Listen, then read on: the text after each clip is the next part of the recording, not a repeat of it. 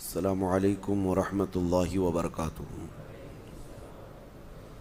الحمد للہ وکفا وسلام علی حبیبہ المصطفیٰ اما بعد فاعوذ باللہ من الشیطان الرجیم بسم اللہ الرحمن الرحیم۔ ان اللہ وملائکتہ یصلون علی النبی یا ایہا الذین آمنوا صلوا علیہ وسلموا تسلیما۔ اللہم صل علی سیدنا محمد معدن الجود والکرم وآلہ واصحابہ الکرام وابنہ الکریم وبارک وسلم صلاۃ دائمۃ سرمدا ابدا۔ سیرت مصطفیٰ کے اس سلسلے میں نبوت کا 7واں سال تھا۔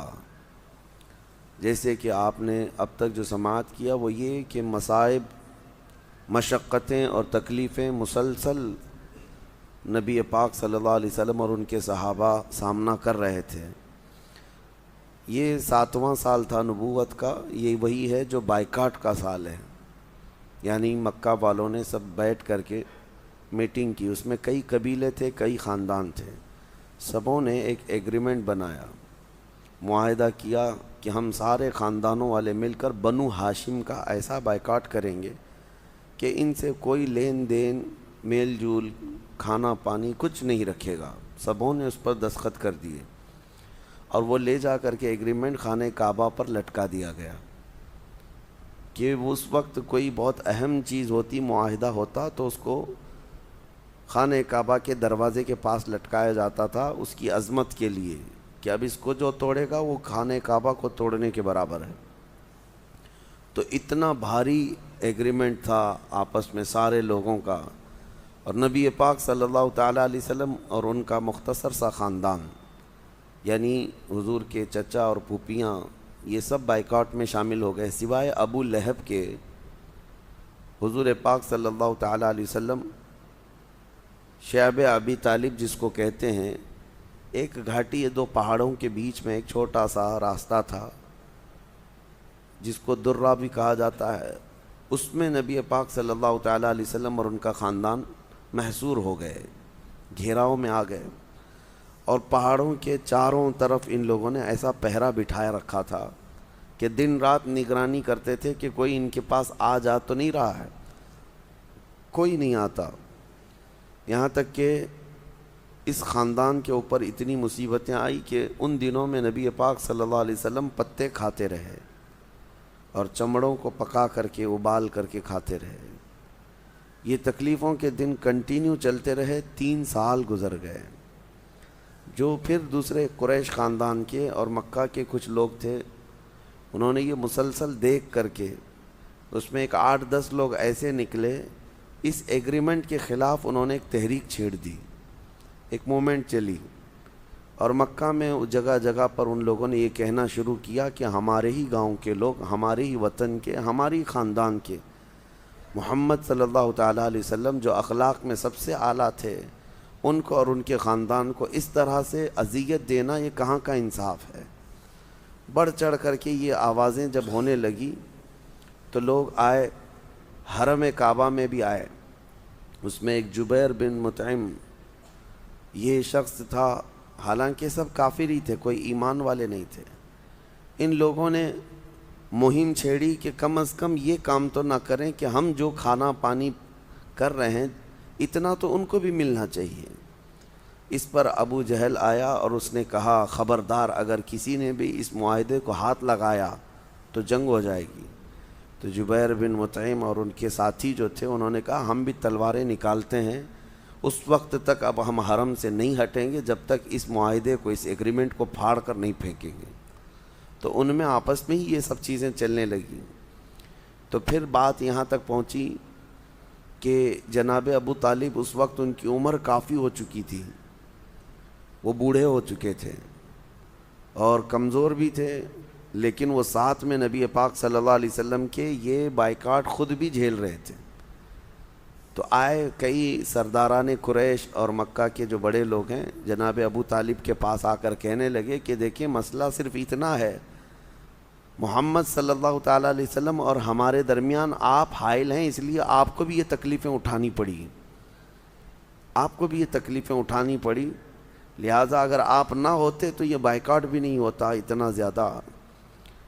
تو اس وقت جب یہ تحریک چھڑی تو جناب ابو طالب نے کہا کہ دیکھو میں محمد کی ایک بات سن رہا ہوں، محمد نے یہ کہا ہے کہ جو ایگریمنٹ تم نے بنایا تھا ہمارے بائیکاٹ کا، اس کو سارا دیمک کھا چکی ہے۔ جو خانہ کعبہ پر تم نے لٹکایا تھا اس کو ساری دیمک کھا چکی ہے، لیکن اللہ کے نام جہاں جہاں ہے اس کو دیمک نہیں کھائی ہے۔ یہ گھاٹیوں میں بیٹھ کر نبی پاک صلی اللہ علیہ وسلم خبر دے رہے ہیں، اور جناب ابو طالب وہ آئے ہوئے لوگوں سے کہتے ہیں جاؤ دیکھو، حقیقت میں اگر ایسا ہی ہے جیسے محمد کہہ رہے ہیں تو پھر تم لوگ جس کی کام کے لیے کھڑے ہو وہ یقیناً حق کام ہے، اور اگر ایسا نہیں ہے تو اس سزا کو اور طویل کر دو، اس سزا کو اور لمبی کر دو۔ لوگ جو ذمہ دار تھے وہ آئے خانہ کعبہ کے پاس، دروازے وہ جو معاہدہ تھا جو 3 سال پہلے کیا گیا تھا اس کو نکال کر دیکھا گیا تو ساری دیمک کھا چکی تھی، لیکن جہاں جہاں اللہ کا نام لکھا ہوا تھا وہاں دیمک کچھ نہیں کھائی۔ جیسے میرے آقا صلی اللہ علیہ وسلم نے خبر دی تھی ویسا ہی ہوا۔ ہونا تو یہ چاہیے تھا کہ اس غیب داں نبی کی خبر پر لوگ ایمان لاتے، لیکن ابو جہل نے وہاں پر یہ شور مچایا کہ محمد کا اس پر جادو ہے، اپنے کاموں پر اس نے جادو کیا ہے۔ بہرحال جو عقل والے تھے وہ اس وقت حضور کی اس خبر کو دیکھ کر ایمان لائے، نبی پاک صلی اللہ تعالیٰ علیہ وسلم کے حامی ہو گئے۔ اس کے بعد وہ جو بچا کچا تھا ایگریمنٹ اس کو پھاڑ کر پھینک دیا گیا، اور یہ سوشل بائیکاٹ جو ہے یہ ختم کر دیا گیا۔ اب یہ نبوت کا 10واں سال ہے، یعنی نبی پاک صلی اللہ علیہ وسلم کی عمر مبارک کتنی ہوگی اس وقت؟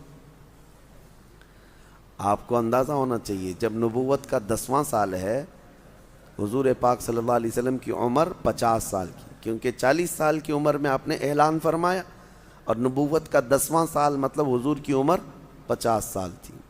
یہ وہ سال ہے جب حضور اکرم صلی اللہ علیہ وسلم کے لیے 2 بڑی آزمائشیں، ایک جناب ابو طالب کا انتقال جو ان کے عزیز چچا رہے، تقریباً 42 سال حضور کی کفالت کرنے والے، 40 سال کے سے زیادہ کا عرصہ حضور صلی اللہ تعالی علیہ وسلم کی کفالت جنہوں نے کیا، ان کا انتقال تھا۔ حضور کو اس کا بڑا غم تھا، بہت غم تھا، کیونکہ ہر گھڑی جو حضور پاک صلی اللہ علیہ وسلم کی حمایت کے لیے کھڑے رہے، ان کا انتقال یہ نبوت کے 10ویں سال تھا۔ چند دن نہ گزرے تھے، ابھی زیادہ دن نہیں گزرے تھے کہ یہی وہ نبوت کا 10واں سال تھا کہ آپ کی عزیز زوجہ جو اپنے مال سے اور اپنی ہمدردی سے ہمیشہ حضور کے ساتھ کھڑی رہیں، اور سب سے پہلے اسلام لانے والی ام المومنین خدیجۃ الکبریٰ رضی اللہ تعالیٰ عنہا، ان کا انتقال ہوا۔ ان کا بھی انتقال نبوت کے 10ویں سال ہوا، اور اسی سال ایک ہی سال میں 2 بڑی موتیں ہیں حضور کے عزیز لوگوں کی۔ ام المومنین کا انتقال 10 رمضان المبارکہ کو ہوا، سیدہ خدیجۃ الکبریٰ رضی اللہ تعالیٰ عنہ کا، اور اتفاق ہے کہ آج 10 رمضان المبارکہ ہے، آج 10واں روزہ ہے نا، آج یوم خدیجۃ الکبریٰ ہے، سیدہ کا آج یوم وصال ہے۔ نبی پاک صلی اللہ تعالیٰ علیہ وسلم کو اس کا بڑا غم تھا۔ اس پورے سال کا نام میرے آقا صلی اللہ علیہ وسلم نے عام الحزن رکھا، یعنی یہ غموں کا سال ہے، غموں کا سال ہے۔ اور اللہ کے حبیب صلی اللہ تعالیٰ علیہ وسلم حضرت خدیجہ کی وفات کے بعد کافی غمگین رہتے تھے، کیونکہ جو ہمیشہ آپ اندازہ کریں جب پہلی وحی آئی اس وقت رسول کریم صلی اللہ علیہ وسلم کو جو بہت زیادہ دلاسا دینے والی گھر کی کوئی خاتون تھی تو حضرت خدیجہ تھی۔ وہ یوں کہتی تھی، ان کے الفاظ ہی ہیں کہ آپ کے ساتھ آپ کا خدا کبھی برا ہونے نہیں دے گا، آپ یتیموں کے ماوا ہیں، بیواؤں کے ملجا ہیں، بوڑھوں کا بوجھ اٹھاتے ہیں، کمزوروں کی مدد کرتے ہیں۔ یہ الفاظ حضرت خدیجۃ الکبریٰ کے تھے۔ آپ جیسے اخلاق والے کو اللہ تعالیٰ کبھی برا کچھ ہونے نہ دے گا۔ نبی پاک صلی اللہ تعالیٰ علیہ وسلم کے 2 عزیزوں کی موت ظاہر سی بات ہے اس راستے میں ایک بڑی آزمائش تھی۔ اب اللہ کے حبیب صلی اللہ تعالیٰ علیہ وسلم نے جو یہ دن گزارے، کتنے شادی کی جو زندگی میرے آقا صلی اللہ علیہ وسلم کی حضرت خدیجہ کے ساتھ گزری ازدواجی، وہ 25 سال کی زندگی ہے۔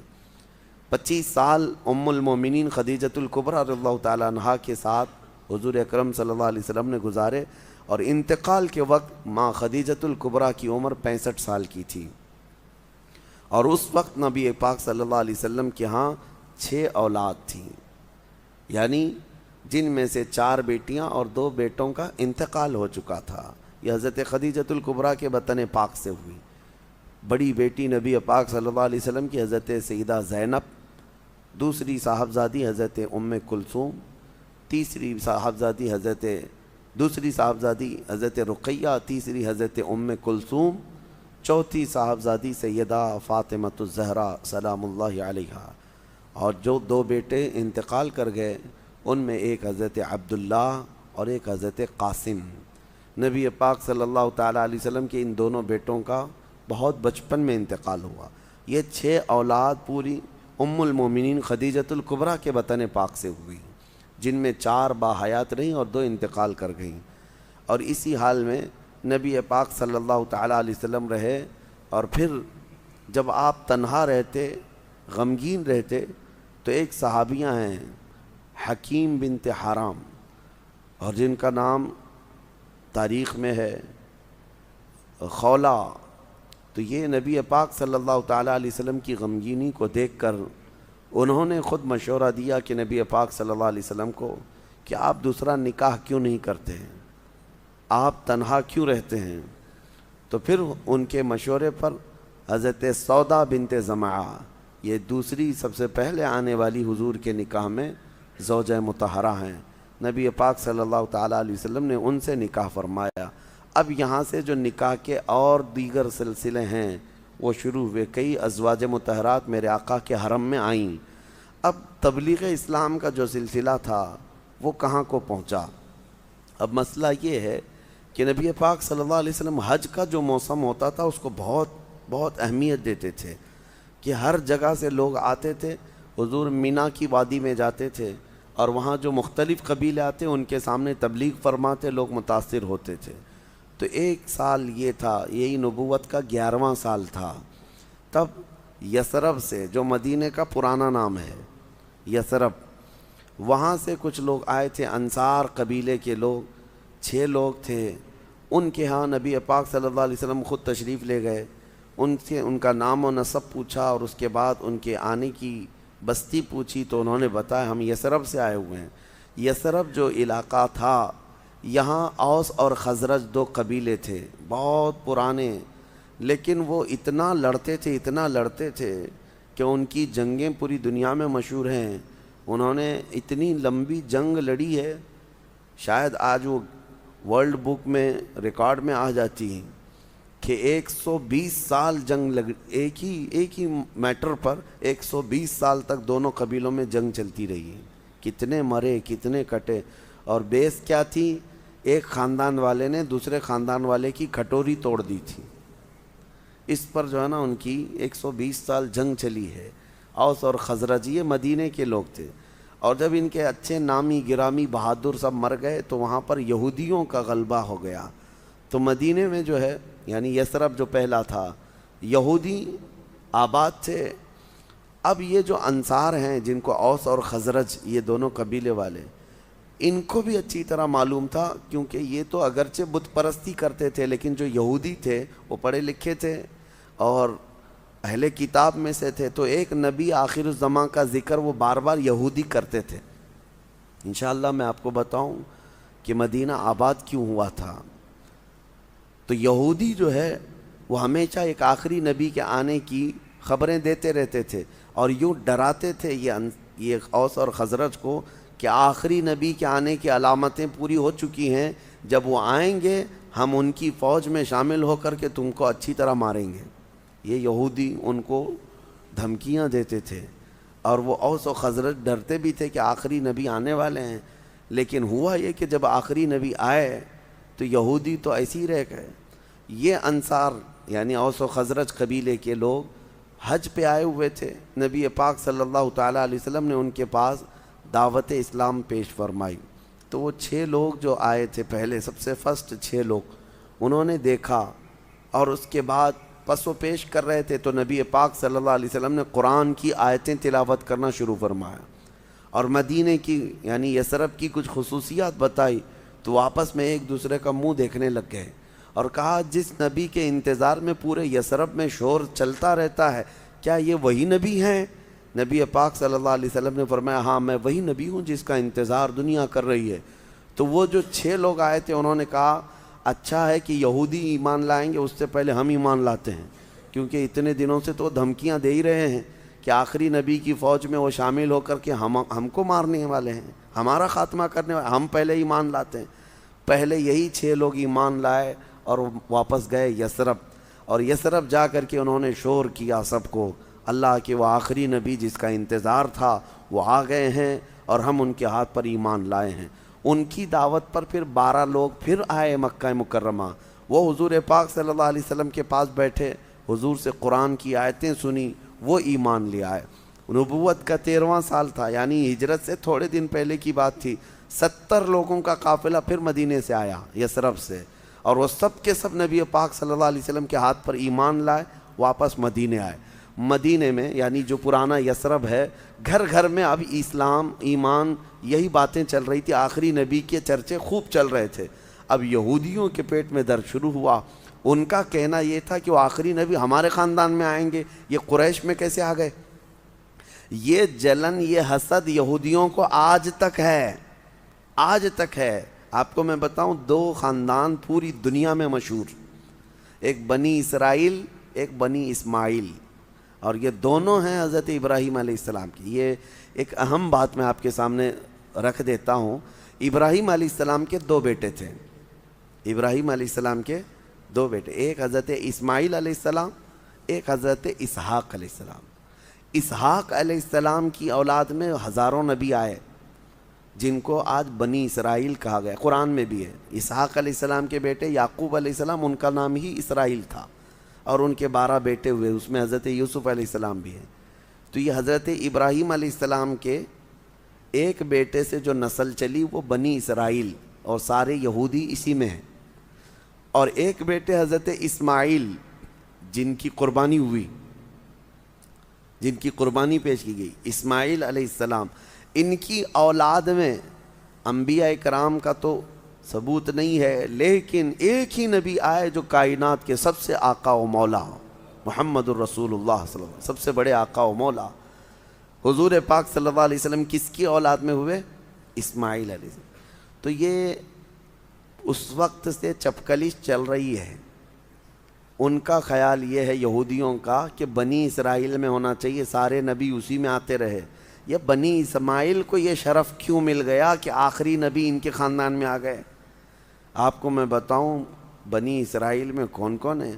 داؤد علیہ السلام، سلیمان علیہ السلام، موسیٰ علیہ السلام، عیسیٰ علیہ السلام، زکریا علیہ السلام، یحییٰ علیہ السلام، یہ سارے جتنے بڑے بڑے اولو العزم پیغمبر ہیں، حضرت ایوب علیہ السلام، یہ سب کے سب، یوسف علیہ السلام، یعقوب علیہ السلام، یہ سب یہی حضرت اسحاق علیہ السلام کی اولاد میں ہے، بنی اسرائیل میں۔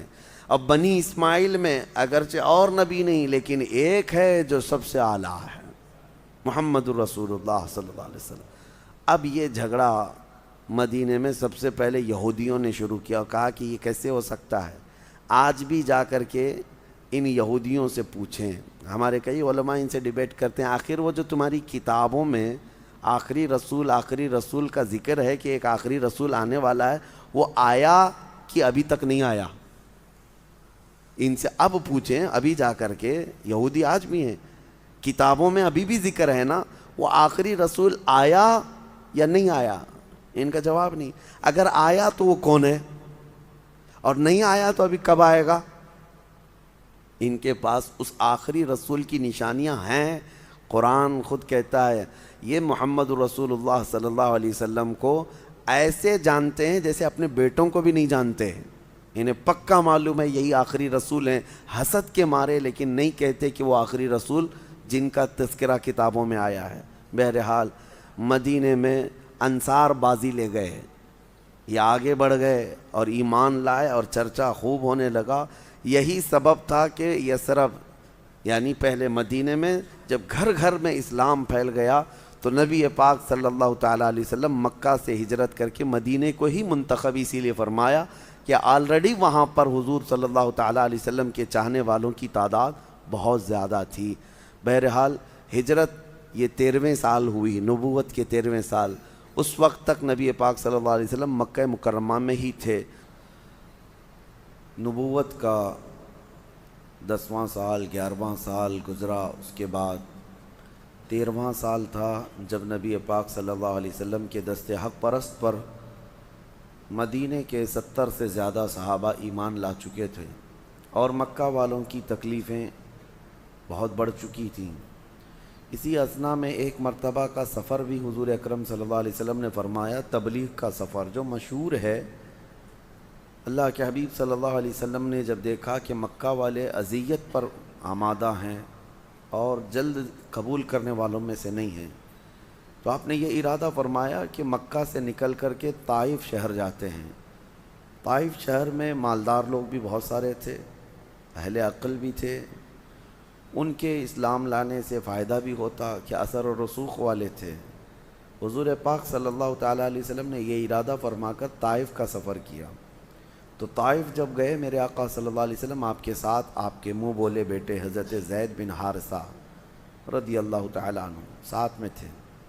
یہ شروع اسلام لانے والوں میں ہیں حضرت زید، بالکل ابتدا میں جو لوگ ایمان لائے ان میں حضرت زید بن حارثہ۔ تو نبی پاک صلی اللہ تعالیٰ علیہ وسلم شہر طائف پہنچ کر وہاں کے جو بڑے لوگ تھے ان کے پاس گئے، جو اثردار لوگ تھے ان کے پاس نبی پاک صلی اللہ علیہ وسلم نے اسلام کی دعوت رکھی، انہیں سمجھایا۔ تو جو بیٹھے تھے ایک محفل میں وہ سب مذاق اڑا کر اٹھ گئے۔ دوسری جگہ نبی پاک صلی اللہ علیہ وسلم تشریف لے گئے، وہاں پر بھی یہی حال ہوا، ان میں سے ایک بھی جو ہے آپ کی دعوت کی طرف آنے کو تیار نہ ہوا۔ اتنے پر اگر بس ہوتا تو ٹھیک، لیکن ان ظالموں نے نبی پاک صلی اللہ علیہ وسلم کا مذاق اڑاتے اڑاتے نوجوانوں میں یہ بات مشہور کر دی کہ ہمارے شہر میں نعوذ باللہ من ذالک مجنون، پاگل، اس طرح کے الفاظ کہہ کر کہ ایسا شخص آیا ہے جو ہمیں ہمارے پرانے دین سے ہٹانا چاہتا ہے۔ تو محلے کے اوباش لڑکے سب باہر آئے، اور حضور پاک صلی اللہ علیہ وسلم جہاں راستے سے چلتے آپ کے آگے پیچھے وہ شور مچاتے اور آپ کو اذیتیں دیتے، یہاں تک کہ حضور پاک صلی اللہ علیہ وسلم پر انہوں نے پتھر مارنے شروع کیے، اور اس کے بعد نوکیلے چیزیں پھینکنا شروع کی ہے۔ حضور پر ان لوگوں نے اس قدر پتھر بازیاں کی تھی کہ اللہ کے حبیب صلی اللہ علیہ وسلم کی پیشانی پوری خون آلود تھی۔ اور حضرت زید بن حارثہ یہ خود روایت کرتے ہیں، کبھی وہ آگے آ کر، کبھی پیچھے آ کر، کبھی دائیں کبھی بائیں حضور کے اطراف آتے ہیں اور ان پتھروں کو اپنے اوپر لینے کی کوشش کرتے کہ نبی پاک صلی اللہ علیہ وسلم پر نہ آئے، لیکن وہ کہتے میں اس کام میں ناکام رہا، میں جتنا بچاؤ کی کوشش کرتا کہ نبی پاک پر کوئی پتھر نہ آئے، مجھ پر گرے ہیں سب پتھر، اس کے باوجود اللہ کے حبیب صلی اللہ علیہ وسلم اتنے زخمی ہوئے کہ حضرت زید بن حارثہ کہتے ہیں کہ خون رستے رستے آپ کی پنڈلیوں سے، آپ کی چپلوں پہ، آپ کے نالین پاک میں اتنا جم گیا تھا کہ خون خشک ہو گیا، اور ان اوباشوں سے، بدماشوں سے پیچھا چھڑا کر حضور پاک صلی اللہ تعالیٰ علیہ وسلم دن بھر کے تھکے ہوئے تھے۔ ایک تو مکہ سے طائف 100 کلومیٹر کا سفر ہے، 100 کلومیٹر کا سفر کا مطلب اس زمانے میں 3 دن لگ جاتے جانے میں، یہ اتنا طویل سفر کر کے پہنچے ہیں، اور ان لوگوں نے یہ ضیافت کی، اس طرح سے سامنا کیا۔ اس کے بعد پھر حضرت زید بن حارثہ کہتے ہیں کہ ہمیں نہ کھانے کو کوئی چیز ملی تھی نہ پینے کو۔ وہاں پر ایک انگور کا باغیچہ تھا، عتبہ اور شیبہ جو کافر تھے، مکہ کے ہی رہنے والے، حضور پاک صلی اللہ علیہ وسلم کو اچھی طرح سے جانتے تھے۔ انہوں نے جب دیکھا نبی پاک صلی اللہ تعالیٰ علیہ وسلم پر اس قدر یہاں طائف میں برا سلوک ہوا ہے، تو ان لوگوں نے اپنے باغیچے میں حضور پاک صلی اللہ علیہ وسلم کو بیٹھنے کے لیے جگہ دی، اور اس کے بعد حضور ان کے باغیچے میں گئے تو عداس نامی ایک شخص تھا جو باغیچے کے کام کاج پر مامور تھا، اس نے انگور کا ایک خوشہ لا کر کے حضور کی بارگاہ میں پیش کیا، حضور پاک صلی اللہ تعالیٰ علیہ وسلم نے اس شخص سے پوچھا کہ تم کہاں کے رہنے والے ہو؟ تو اس نے کہا میں نینوا کا رہنے والا ہوں۔ نبی پاک صلی اللہ علیہ وسلم نے مسکرا کر فرمایا یہ تو میرے بھائی یونس علیہ السلام کا شہر ہے۔ تو وہ عداس پہلی مرتبہ عربوں میں، یعنی حضور پاک صلی اللہ علیہ وسلم نے جب انگور اٹھایا تو بسم اللہ الرحمن الرحیم پڑھ کر کے انگور تناول فرمایا۔ تو عداس جو غلام تھا وہ پوچھنے لگا کہ یہ کلمہ میں نے عرب میں کہیں سنا نہیں، یہ صرف نبیوں کی زبان میں ہوا کرتا تھا۔ پھر جب حضور نے یہ فرمایا کہ میرے بھائی یونس کا وہ شہر ہے تو اس قدر متاثر ہوا اور کہا کہ ہم عراق میں سنتے تھے کہ آخری نبی آئیں گے عرب میں، اور یقیناً میں نے آپ کو محسوس کر لیا، اور وہ اس باغیچے میں سب سے پہلا شخص ہے جو حضور پر ایمان لایا۔ بدأ الاسلام غریبا، اسلام غریبوں سے پھیلا ہے۔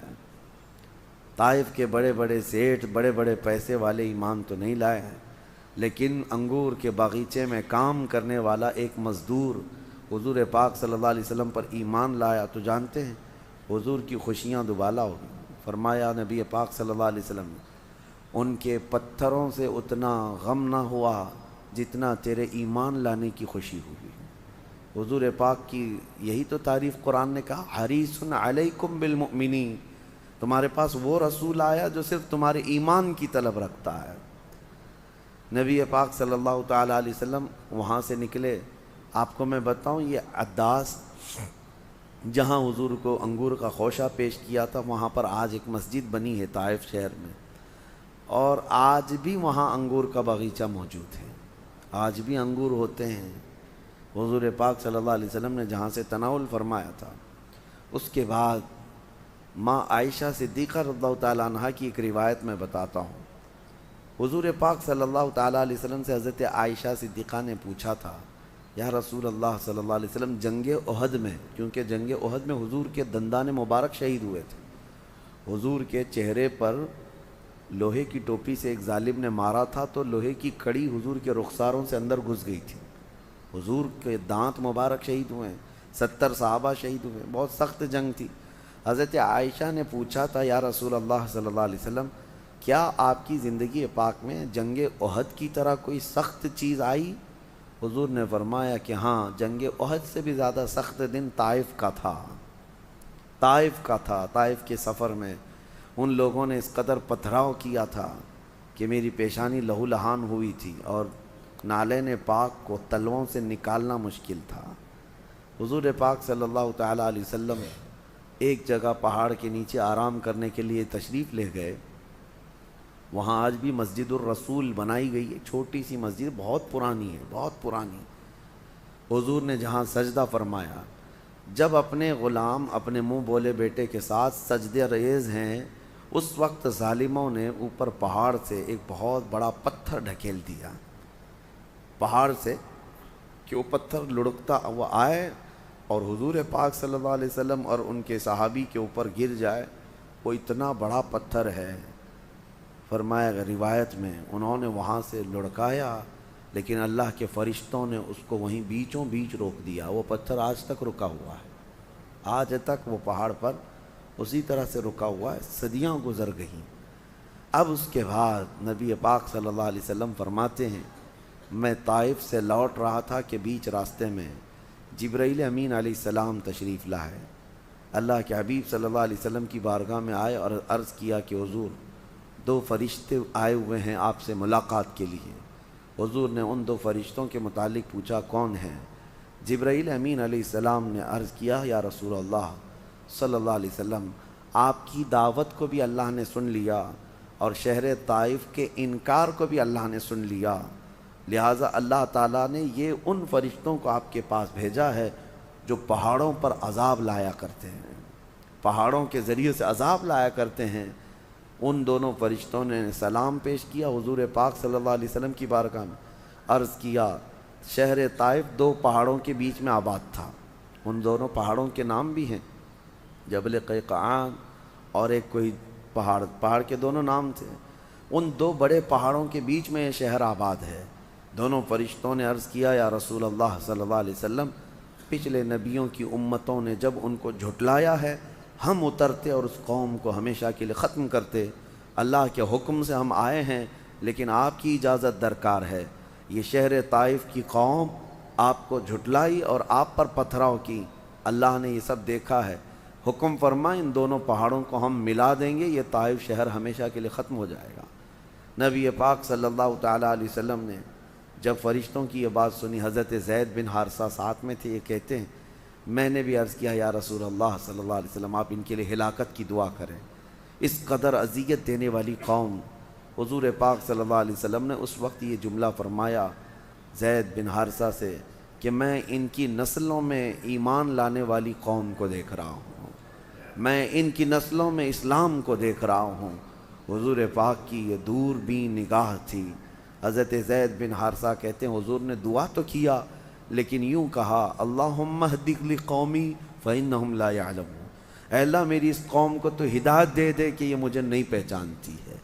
حضور پاک صلی اللہ تعالیٰ علیہ وسلم کا ایک جملہ اور ہے حدیث پاک میں، وہ پڑھتے ہی ہمارے رونگٹے کھڑے ہوتے ہیں، زخموں سے چور بدن ہے، پیشانی لہو لہان ہے، دن بھر کی تھکان ہے، پلس اس پر بھوک اور پیاس کی شدت ہے۔ ان حالتوں میں جانتے ہو شام کا وقت آیا تو زید بن حارثہ کہتے ہیں نبی پاک صلی اللہ علیہ وسلم اپنے مولا کی بارگاہ میں رو رہے تھے، یہ کہتے ہوئے الفاظ تو سنیں، حضور پاک صلی اللہ علیہ وسلم یوں عرض کرتے ہیں کہ اشکو الیک یا اللہ قلت حیلتی، کہتے ہیں اللہ میں اپنا عذر تیری بارگاہ میں پیش کرتا ہوں۔ عذر کس کو کہتے ہیں؟ کمزوری کو۔ عرض کرتے ہیں میں ان پر غالب نہ آ سکا، میں ان کو دین نہ پہنچا سکا، اور ان لوگوں نے جو کچھ بھی میرے ساتھ کیا، اے اللہ اگر تو غضبناک نہیں ہے، تو ناراض نہیں ہے تو مجھے ان چیزوں کی پرواہ نہیں ہے۔ اے اللہ اگر تو مجھ سے راضی ہے تو ان کی تکالیف کی مجھے کوئی پرواہ نہیں، یہ نہیں کہ مولا ان کافروں کو چن چن کر کے تو ہلاک کر دے، بلکہ اس وقت بھی اپنے رحمان سے یہ التجا کہ اے اللہ میرے اس تبلیغ سے اگر تو ناراض نہیں ہے تو پھر ان کی تکلیف سے مجھے کوئی پرواہ نہیں ہے۔ یہ تاریخی جملے ہیں حدیث پاک میں، پڑھو تو دعاؤں میں عربی میں عجیب سی رقت طاری ہوتی ہے کہ کون ہے جو اس قدر تحمل رکھتا ہے، اس قدر برداشت کی طاقت رکھتا ہو کہ ان حالتوں میں بھی وہ اللہ کی رضا کے لیے کوشاں ہے، اللہ کی رضا کے لیے کوشاں ہے کہ اگر مولا تو راضی ہے تو یہ سب چیزیں ہیچ ہیں، کوئی مسئلہ نہیں۔ حضور پاک صلی اللہ تعالیٰ علیہ وسلم واپس مکہ تشریف لائے، اور اس کے بعد پھر وہ ہجرت کے دن قریب آئے، جب 13 سال ہو گئے نبوت کے، مکہ مکرمہ میں اللہ کے نبی صلی اللہ تعالیٰ علیہ وسلم کو حکم ہوا کہ آپ مکہ سے نکل کر مدینے تشریف لے جائیں۔ یہ وہ دن تھے جب مکہ والوں نے مکمل پلاننگ کر لی تھی۔ دارالندوہ ایک جگہ ہے جہاں بیٹھ کر کے یہ میٹنگیں کرتے تھے سارے گرو گھنٹال، جتنے قبیلے کے بڑے بڑے سردار ہوتے تھے وہ ندوہ میں جمع ہوتے تھے۔ ندوہ ایک جگہ تھی جس پہ پنچ لگتی تھی، پنچایت ہوتی تھی، اور اس میں بڑے بڑے مشورے طے پاتے تھے۔ وہاں سارے لوگ جمع ہوئے، ابو جہل بھی تھا۔ یہ ایک بڑی لمبی حدیث ہے، اس میں لوگ کہتے ہیں کہ وہ سب لوگ میٹنگ کے لیے بیٹھے تھے کہ ان محمد کا کیا کیا جائے۔ بائیکاٹ کر کے دیکھا، مار کر کے دیکھا، ان کے غلاموں کے ساتھ بہت زیادہ ظلم سب کر کے دیکھا، لیکن ان کی دعوت رکتی نہیں۔ جب کبھی کوئی قافلہ مکہ آتا ہے تو اس میں کوئی نہ کوئی اسلام قبول کر لیتا ہے، پھیلتا جا رہا ہے یہ دین۔ تو پھر اس میٹنگ میں بیٹھے ہوئے لوگوں کی یہ روایت ہے کہ ایک شیخ تشریف لائے، عمر دراز تھے، سفید لباس میں، وہ میٹنگ میں آئے۔ میٹنگ میں بیٹھے ہوئے لوگ کہتے ہم تو انہیں جانتے نہیں تھے۔ اچھا حدیث میں یہ بھی لکھا ہوا ہے کہ وہ آنے والا کہا میں نجد سے آیا ہوں۔ کہاں سے؟ نجد، جس کو آج نجدی کہتے ہیں، وہ نجد کے رہنے والے کو نجدی کہتے ہیں۔ اور یہ بڑے عمر دراز شیخ تھے، وہ آئے، کہا کہ میں نے سنا کہ تم لوگ کوئی اچھے کام کی منصوبہ بندی کر رہے ہو تو میں بھی مشورہ دے دوں تمہیں۔ وہ آئے اور آ کر کے سب سے پوچھا کہ کیا کیا رائے ہے۔ ڈرے ہوئے تھے لوگ کہ ہم اگر ماریں گے، قتل کریں گے تو قریش کا مقابلہ پھر اس خاندان سے ہو جائے گا، کیونکہ ایک خاندان والے کو مارنے کا مطلب یہ ہوتا کہ پورا خاندان اس سے جنگ کرتا، قصاص لیتے۔ تو سب یہ ڈرے ہوئے تھے کہ پھر ہمارے خاندان میں لڑائیاں شروع ہوں گی۔ تو آئے ہوئے شیخ نجدی شیخ نے مشورہ یہ دیا، ایک کام کرو کہ ہر خاندان کا ایک ایک آدمی آگے آئے اور ہر ایک آدمی ایک ایک تلوار لے کر کھڑا رہے، اور سارے لوگ مل کر کے جب ماریں گے تو قریش جو ہے ہر خاندان سے تو بدلہ نہیں لے سکتی، خاندان قریش ہر ایک سے تھوڑی نا جنگ کر سکتا ہے، تو لہٰذا ایک خاندان اگر جا کر مارے گا تو جنگ ہونے کے اندیشے ہیں سارے لوگ۔ تو سب لوگ کہتے ہیں کیا مشورہ تھا، بہترین مشورہ تھا، اور ہم سب لوگوں نے اتفاق کیا کہ مکہ میں جتنے آباد قبیلے ہیں ہر ایک قبیلے کا ایک ایک آدمی رات کو محمد صلی اللہ علیہ وسلم کے گھر جائے گا اور ہر ایک اپنی تلوار سے انہیں مارے گا، تاکہ قصاص بدلہ لینے کے لیے قریش کے پاس کوئی چارہ نہ رہے۔ یہ طے پایا، یہ میٹنگ بھی ہوئی۔ جانتے ہیں یہ شیخ نجدی ابلیس لعین تھا، شیطان مردود تھا، جس کے متعلق صاف ہے، لیکن کہہ کر کے کیا آیا؟ شیخ نجدی۔ حیرت کی بات ہے، پتہ نہیں اس وقت کون سا لال رومال پہنا تھا، کون سا پہنا تھا، لیکن حدیث پاک میں ملتا ہے ندوہ اور شیخ نجدی، یہ دونوں لفظ ہیں۔ پلان کے مطابق منصوبہ کے اعتبار سے وہ لوگ رات کے وقت ہر قبیلے کا، ہر خاندان کا ایک ایک نوجوان حضور پاک صلی اللہ علیہ وسلم کے گھر کے اطراف جمع ہو گئے۔ آج کی رات انہیں قتل کرنے کا پورا پلان تھا۔ حضور پاک صلی اللہ تعالیٰ علیہ وسلم کو اللہ نے خبر دے دی کہ باہر آپ کے قتل کے منصوبے بن چکے ہیں۔ اس وقت نبی پاک صلی اللہ علیہ وسلم اپنے گھر میں حضرت علی کرم اللہ وجہہ الکریم کے ساتھ تنہا تھے، تو حضرت علی رضی اللہ تعالیٰ عنہ کو آپ نے فرمایا تم آج میرے بستر پر سو جاؤ، میں نکل رہا ہوں اور مدینے کا سفر ہے، اور کل تم بھی لوگوں کی جو امانتیں میرے پاس رکھی ہیں وہ سب واپس لوٹا دینا اور چلے آنا۔ حیرت کی بات ہے، اس وقت تک دشمنی بھی کرتے تھے اور حضور کے پاس امانت بھی رکھتے تھے۔ جو جان لینے کے درپے تھے وہ اپنی امانت بالکل سیف بینک، ان کو پتہ تھا حضور پاک صلی اللہ علیہ وسلم کے پاس رکھی ہوئی امانت کہیں ادھر ادھر نہیں ہوتی، وہ اپنی امانتیں وہیں رکھتے تھے۔ حضور اس حالت میں بھی جب چھوڑ کر کے جا رہے ہیں، یہ نہیں کہ یہ سب میرے جانی دشمن ہیں میں ان کا سب مال لے کے جاؤں، مولا علی سے کہا کہ سب کی امانتیں دے دینا اور تم چلے آنا۔ نبی پاک صلی اللہ علیہ وسلم اس گھر سے جو نکلے، روایت میں حدیث پاک میں ہے سورہ یاسین شریف کی آپ تلاوت کرتے رہے، اور ہاتھ میں کچھ مٹی اٹھائی اور ان کافروں کے منہ پر مار دیا جو دروازے کے باہر کھڑے تھے، سب کے سب اندھے ہو گئے، کوئی دیکھ نہ سکا۔ نبی پاک صلی اللہ علیہ وسلم ان کے درمیان سے گزرتے ہوئے نکل آئے، کسی کو خبر تک نہ ہوئی، یہاں تک کہ حضور صلی اللہ علیہ وسلم سیدھے حضرت ابوبکر صدیق کے گھر گئے۔ حضرت ابوبکر صدیق جاگ رہے تھے، فوراً کھڑے ہو گئے، یا رسول اللہ صلی اللہ علیہ وسلم کیا ہجرت کا حکم آ گیا؟ حضور پاک صلی اللہ علیہ وسلم نے کئی مہینوں پہلے ان سے کہا تھا کہ ایک رات مجھے اللہ تعالیٰ ہجرت کا حکم فرمائے گا، تو صدیق اکبر رو پڑے کہ کیا مکہ چھوڑ کر آپ جائیں گے؟ حضور نے فرمایا تھا ہاں، جس دن مجھے یہ حکم آئے گا میرے سفر کا ساتھی تو رہے گا ابو بکر۔ حضرت ابو بکر کہتے ہیں اس دن سے میں نے گھر کا دروازہ بند ہی نہیں کیا کہ نہ جانے کب میرے آقا تشریف لائیں میرے گھر۔ حضور صلی اللہ علیہ وسلم آئے ان کے گھر۔ اس کے بعد کے جو احوال ہیں انشاءاللہ آگے عرض کرتا ہوں، لیکن رات ہو گئی۔ شیخ نجدی دوبارہ آئے، دیکھا کہ ہو گیا کام کی نہیں، تو باہر تو یہ تلواریں سونتے ہوئے کھڑے تھے۔ شیخ نجدی آ کر وہی ابلیس لعین، کہا کیا ہوا؟ کہا ابھی انتظار میں ہیں ہم، رات ڈھل جائے تو اندر جائیں۔ ابلیس نے کہا لعنت ہو تم پر، وہ تو چلے گئے گھر سے، وہ نہیں۔ تو سب کے سب گھس گئے اندر گھر کے اندر، اور ان کو یقین نہیں آ رہا تھا کہ اتنی سخت پہرے داری سے کیسے جاتے۔ سب تلواریں لے کر اندر گئے۔ حضرت علی کرم اللہ وجہہ الکریم بستر پر سوئے ہیں، لیکن یہ بھی کیفیت یہ ہے، یمنی چادر تھی حضور کی، وہ سبز رنگ کی، گرین کلر کی ہوا کرتی تھی، تو یمنی چادر اوڑھے ہوئے حضرت علی سو رہے ہیں، چہرہ بھی ڈھکا ہوا ہوگا، چاہتے تو وہیں بستر پر کوئی مار دیتے۔